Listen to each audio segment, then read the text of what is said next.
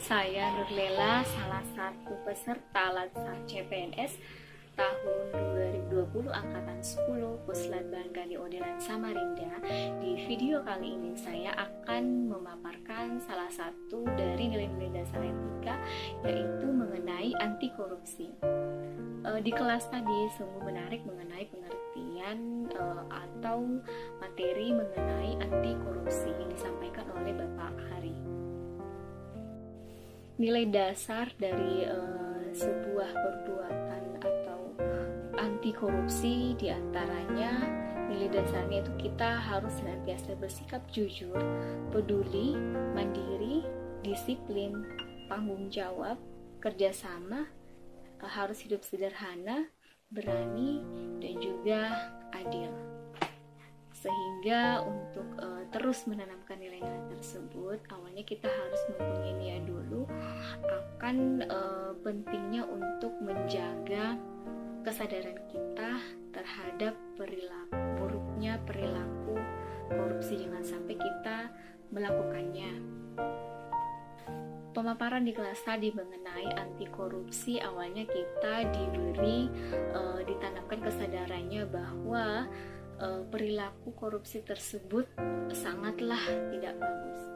Indonesia mempunyai berbagai macam kekayaan yang dimilikinya, seperti sumber daya emas, intan, berlian, kemudian sumber daya hutan yang menghasilkan kayu yang dapat kita ekspor ke berbagai negara.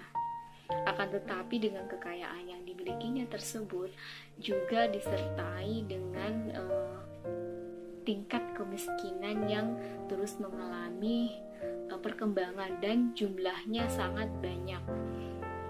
Nah, maka dari itu ketimpangan tersebut salah satu indikatornya bahwa negara kita mempunyai masyarakat yang masih kurang sejahtera.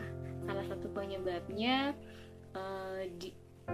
diduga karena banyaknya kasus-kasus korupsi yang menyebabkan kerugian bagi negara, sehingga untuk peningkatan kesejahteraan masyarakatnya sulit untuk dilakukan. Kita sebagai ASN harus selalu menanamkan kesadaran akan pentingnya anti korupsi. Sebab korupsi ini merupakan salah satu kejahatan yang sangat besar dampaknya. Korupsi sendiri berasal dari kata korup yang artinya kerusakan, keburukan. Sehingga dari kata dasarnya tersebut, korupsi bisa didefinisikan bahwa itu merupakan sesuatu kejahatan yang besar karena dampaknya sangat besar di masyarakat, baik buat dirinya sendiri, masyarakat, maupun buat di lingkungan kerjanya. Kita harus berniat dengan tekad yang kuat untuk tidak pernah dan tidak akan terlibat untuk melakukan tindak pidana korupsi dengan cara mendekatkan diri kepada Tuhan Yang Maha Esa. Kita harus sadar bahwa di dunia ini, setelah kehidupan di dunia ini, masih ada kehidupan selanjutnya. Kemudian kita harus terus menanamkan semangat untuk anti korupsi. Kita harus terus menyadari bahwa perilaku korupsi ini dapat merugikan bangsa dan negara kita. Tidak hanya sampai niat saja, kemudian kita juga semangat, tapi dengan semangat ini akan menanamkan komitmen integritas kepada kita, sehingga kita dapat menghindari perilaku korupsi ini, dan juga sebisa mungkin kita bisa memberikan solusi terhadap fenomena-fenomena kasus korupsi yang terjadi di sekitar kita.